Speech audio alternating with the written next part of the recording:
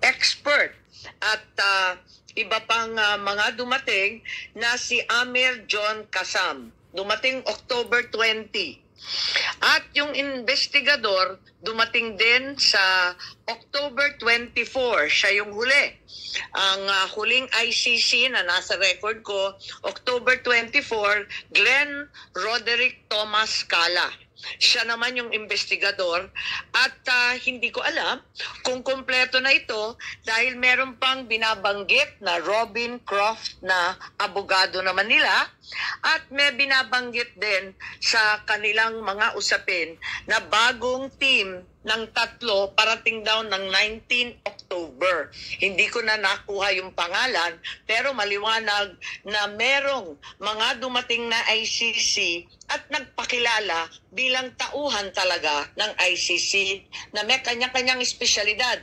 May protection expert, may investigador, may interpreter, may abogado. Klaro po yun at itinira, hindi natin sa sigurado ang binabanggit at sinulat nila sa kanilang immigration papers, Midas Hotel, Raffles Hotel, Diamond Hotel. Humingi rin sila ng protection detail and transport sa Pilipinas. So, maliwanag na ang Pilipinas ay tumulong at talagang nagpakita ng partisipasyon. Matagal na ito, Mayo pa, tapos October pa, kaya nagtataka po tayo kung bakit tinatanggi ng ating mga opisyal na may mga ganito. sinungaling nga I also received information na yung ICC personnel pala may agenda, may mga impormasyon galing sa administrasyon na hinihingi. Ang mga hinihingi nila sa agenda nila, unang-una bank account records June 2016 to 2019 ng isang Peter Parungo. Meron din silang mga hinihingi na mga blotter, mga seized evidence, radio transmissions sa Police Station 6 sa Batasan Hills, QC. Alalahanin natin na meron tayong bank privacy. Kaya nakakapagtaka bakit yung bank account records na kami mismo dito sa Senado hindi makuha-kuha naibigay sa ICC. Pati na rin yung mga tactical operations ng pulis, pati na rin yung records ng East Avenue Medical Center sa lahat ng dead on arrival between July 2016 to 31, 2017, lahat ng detalye ng postmortem autopsy at mga inspeksyon. Sana ipapatanong ko to sa ating kapulisan. Sabi nga ni Senator Cayetano, hindi naman yan sakop ng executive privilege pagkat hindi naman cabinet rank. Pero wala sila rito. Bakit nila ipagkakaila ito samantalang fully recorded naman ito? Ang liwaliwanag naman ito. Huwag na tayo magbulahan. Tapos, itong agenda na sinasabing hiningi, siya rin ang lumitaw sa application for warrant ng ICC prosecutor. Sa madaling sabi, ang kaso sa ICC base sa ebidensyang binigay ng pamahalaan ng Pilipinas. I am asking these questions, I cannot help but wonder, while the administration has been claiming it did not help the ICC, why the prosecutor in his application for the warrant of arrest for PRRD cited the following documents as part of the evidence. Ito na nga, yung paulit-ulit nilang pinagmamalaki, dokumento ng PNP at ibang department, ang drug watch list. Tired of messy car Kaya maniniwala ka pa dyan sa mga resource person mo, lalo na yung si Tori at si Remulla? Mga sinungaling yan eh. Kahit mataas na opisyal, katulad ng senador, naghahagilap kami ng ganito, wala kami makuha. Paano nakuha ng ICC prosecutor? Ayan, lahat andoon na sa ICC pala. Mga salita at deklarasyon ng ating administrasyon, ang sinabi, it will not lift a finger to help the ICC. Yan, alam mo na, nakapatid mo talagang kasabwat. Lahat ng hiningi nila, nakarecord sa agenda, yan din ang lumitaw na katibayan para sa warrant of arrest. Even if you were to assume that there were members of the PNP who helped the ICC prosecutor in an unofficial capacity, why were these not detected by our intelligence officers. I find it very hard to believe. Malaki po ang budget sa intelligence. Tignan po natin. Ang NSC, sana nandito si Secretary Anyo. Limpak-limpak na salapi ang 26 ginagastos ng billion. Pilipinas sa OP, NSC, DND, Office of the AFP. President, no? Ang 4.5 Philippine Army billion. may hiwalay, Air Force may hiwalay, Navy General Headquarters. Lahat ito hindi nila nalaman. Parang naman mahirap intindihin.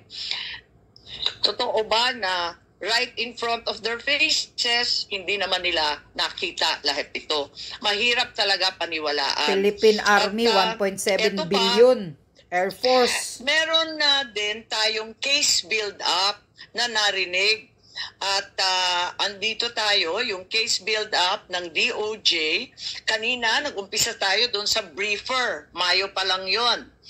Pagkatapos ng briefer, nagkaroon ng maliwanag November 4, Department Order ng DOJ na nagtatatag ng task force to investigate, create a case build-up, and file the appropriate criminal charges. So, klaro na yun. And sana, andito yung DOJ para sabihin kung yung task force nga ba in-interview sina Senator Laila de Lima noon, Attorney Colmenares, and Commissioner Palpalato. Yan lang ang gusto natin malaman. As a matter of fact, may nakita tayong bago. March 6 nitong taon na to, may memo ng accomplishment report nitong case build-up na to na humihingi ng additional 90 days. Kasi ang sabi nila, hindi pa daw sapat, hindi pa daw klaro, hindi maliwanag. Humihingi sila nung umpisa ng nakaraang buwan, 90 days pa sana. So, sana yung DOJ i-confirm nila there already was a legal team. In fact, there is an allegation na pati private legal team, magbabayad sila para mag-draft ng complaint for murder against those responsible for the death of 3 nationals in the Davao prison. Kung may case build-up, may draft of the complaint, why did we still have to cooperate with ICC and Interpol? I wanted to verify kung totoo nga na yung DOJ pinagtatanggol yung ICC jurisdiction in the cases before the Supreme Court. It appears that the DOJ is arguing there is no investigation or prosecution in the relevant EJK cases. But in fact, sila mismo may task force, meron ng report, may hinihingi na ng mga private lawyer. Meron na rin Quadcom sa Kongreso. Meron Senate Blue Ribbon Committee. Ano ba naman ito? Mismo si Solicitor General talagang umatras na sa pagtatanggol ng posisyon na yan. Kasi ang sabi nga niya, talaga namang meron ng case build-up mismo sa ilalim natin sa building na ito sa DOJ. Kaya hindi po katanggap-tanggap. At any point, kung ang ating mga kasamahan may dadagdag, pakisabi na lang po. Pero, eto pa, narinig natin na merong Oplan pursuit. Pakita na lang na inaamin at pinagmamalaki ni General Torre. Sabi niya, hindi ito spur of the moment. Huwag kayong maniwalang spur of the moment. Dahil matagal ko nang pinaplano ang Operation Pursuit. Yan. Ayan. Sige. Pwede natin ipakita. Ayan. Laksan lang po yung volume. Laksan lang natin yung volume, please.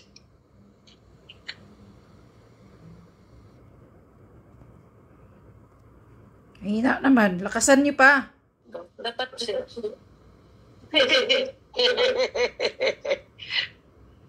Sino yung tumawa dyan?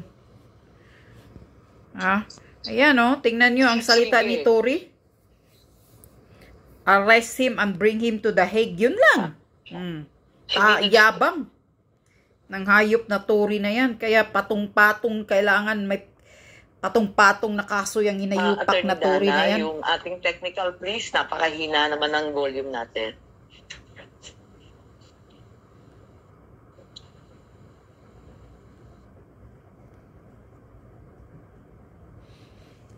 Yang mga pinagsasabi ni Senator Amy, yon ang mga ebidensya. Ebidensya yan na pasok, labas-pasok. Kailangan niyo po talaga siyang ilipad sa daig no matter what on that day. So paano po ibinaba sa inyo ni PNP Chief Marbil na how did he say that to you? Na no matter what, we need to fly the former president to the Hague and we need to implement the ICC arrest warrant. Arrest him and bring him to the Hague. Yun na. Simple as that. Arrest him and bring him to the Hague. Sagot ko na. Simple as that, O di ayos. And then the rest, you planned everything. Pero matagal na yan eh. Ang plano na yan, matagal na yan. Hindi yan spur of the moment eh. Kasi matagal ng plano. And, Yabang ng putang ina. nagkataon lang na talagang yun, the opportunity arose. Ano ba yan? Ayan, Nangyari doon. maliwanag, may Operation Pursuit, sabi nga ni General Torre, matagal na yan. Hindi yan spur of the moment. Inutos ni General Marbil, ang Chief PNP, and the operation was planned as early as January 2025. So hindi natin pwedeng sabihin na madalian at waring nakita ko bit-bit ni General Torre nung pumunta siya dito sa first hearing dahil pinagmamalaki nga niya na napakakapal nung plano niya. Ang Oplan Pursuit 80 pages. At maliwanag na ang PNO had prepared a secret plan, Oplan Pursuit, to detain PRRD, including scenarios of arresting him either in Manila or Davao. It also contained maps of properties of the former president, his partner, his allies, with arrows labeling the nearby streets where the PNP could access the property. Sana hihingi ako ng kopya nitong 80-page plan called Operation Pursuit. At gusto ko rin sana malaman, katulad ng sambayanan, kung kailan nag-umpisa to. Dahil obviously, itong Operation Pursuit was concocted weeks, if not months before March 11.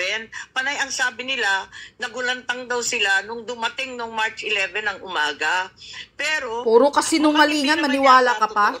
Hindi naman yung Interpol o yung diffusion notice na dumating ng March 11 ng 3 a.m. ang nag-umpisa nitong lahat, kundi nung nakaraang taon pa, Mayo pa lang, klarong-klaro na. Madam Chair, may I move that this committee issue a subpoena to Sisticom to the PNP to produce that document?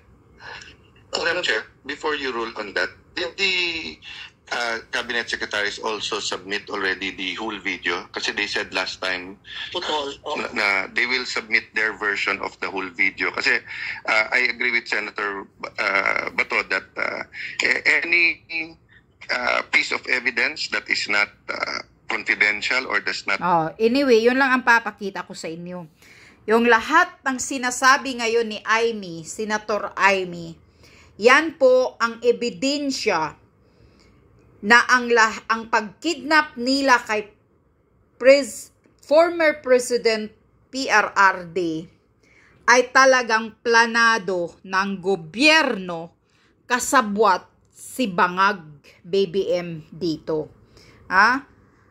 Pursuit operation.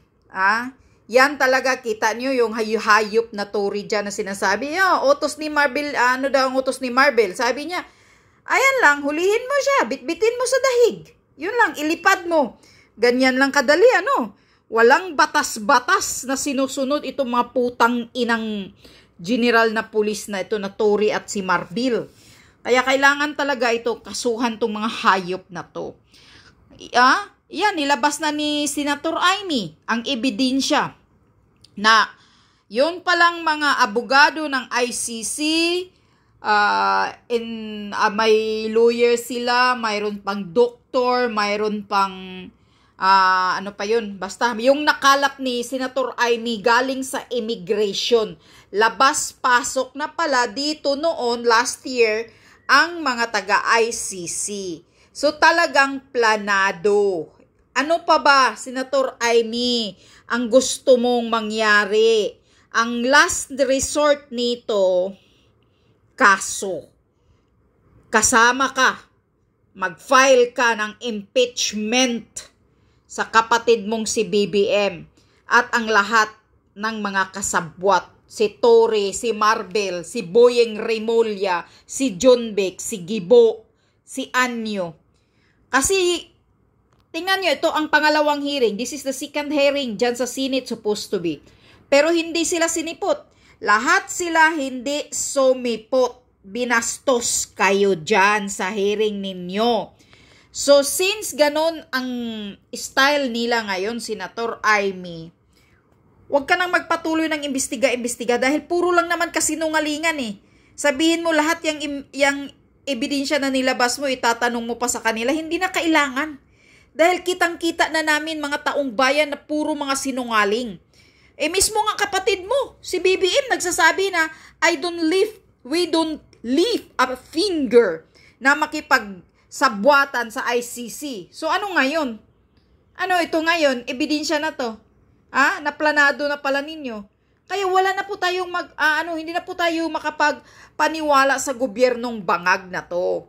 Kaya ang dapat dito tanggalin, kasuhan mo na Senator Amy ang kapatid mo mismo para makita namin na totoo ka talaga na para ka sa taong bayan. Yun lang, prove yourself Senator Amy na para ka sa taong bayan. File a case, impeachment case sa kapatid mong si BBM. Tanggalin mo yan. Since lahat kumpleto ka na ng ebidensya, wala na pong saysay, wala nang silbi na mag-imbestiga ka pa, magtatanong ka pa sa mga resource person na yan si Marbel, si Torre at sino pa si Remulla dahil puro lang kasinungalingan, nagtatakipan na yan sila ngayon. Puro lang kasinungalingan, hindi naman nila aaminin yan eh. Lahat ng ebidensyang nakuha mo sa immigration or saan-saan yung mga ebidensya mo, hindi yan nila aaminin, tatakipan nila yan, lulusot pa rin sila. Gusto nilang makalusot sa mga kasinungalingan. Kaya wala na po. Ang ending of this investigation, file a case. Yun lang yun, lahat sila. Mismo ikaw alam mo na matagal na palang may plano sa buwatan yan. So ano pa ang gusto mong marinig, Senator Amy? Yan lang. File impeachment case. Tanggalin mo, palayasin mo mismo yung kapatid mo. Pagdating sa serbisyo sa taong bayan, kung para ka sa bayan talaga, walang kapatid-kapatid dito. Pag mali, yun yan, Senator Amy. Pag mali ang kapatid mo, maling-mali. Ang dami niya ng violation na ginagawa sa bansang Pilipinas natin. Yan ang katotohanan. Huwag mo nang hintayin, Senator Amy, na ang mga taong bayan gigil na, sobrang galit na talagang mag-revolution at hihilain yung kapatid mo sa Malacanang. Mas malaking gulo pa yan. So ikaw na mismo ang magpatanggal sa kapatid mo. Yun.